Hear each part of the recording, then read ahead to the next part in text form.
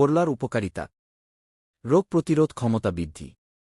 Vitamin C, zinc এবং ফ্ল্যাভোনয়েডের মতো antioxidant থাকার কারণে এটি শরীরকে বিভিন্ন সংক্রমণ ও অসুস্থতার বিরুদ্ধে লড়াই করতে সাহায্য করে।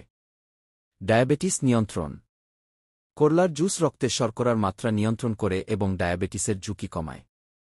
দৃষ্টিশক্তি বৃদ্ধি: করলায় প্রচুর পরিমাণে বিটা ক্যারোটিন থাকে, যা চোখের সমস্যা সমাধানে এবং দৃষ্টিশক্তি ভালো রাখতে সাহায্য করে।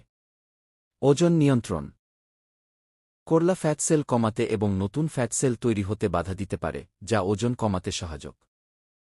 কিক্ত পরিষ্কার করা: নিয়মিত করলার রস খেলে কিক্ত পরিষ্কার হয় এবং উচ্চ কিক্তচাপ কমে। হজম শক্তি বৃদ্ধি: এতে থাকা ডায়েটারি ফাইবার হজম প্রক্রিয়া উন্নত করে।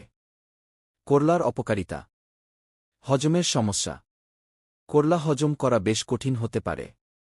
বিশেষ করে যাদের সুস্থ পাচনতন্ত্র নেই, তাদের ক্ষেত্রে এটি বদহজম, গ্যাস বা পেট ফাঁপার মতো সমস্যা তৈরি করতে পারে। বীজের পার্শ্বপ্রতিক্রিয়া: করলার বীজে লেকটিন নামক একটি প্রোটিন থাকে।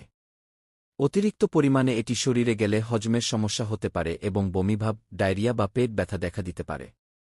গর্ভাবস্থা ও স্তন্যপান: করলার রসে মোমোক্যারিন নামক একটি উপাদান থাকে, যা গর্ভাবস্থায় বা স্তন্যপান করানোর সময় খাওয়া উচিত নয়, কারণ এটি গর্ভাবস্থার জন্য ক্ষতিকর হতে পারে।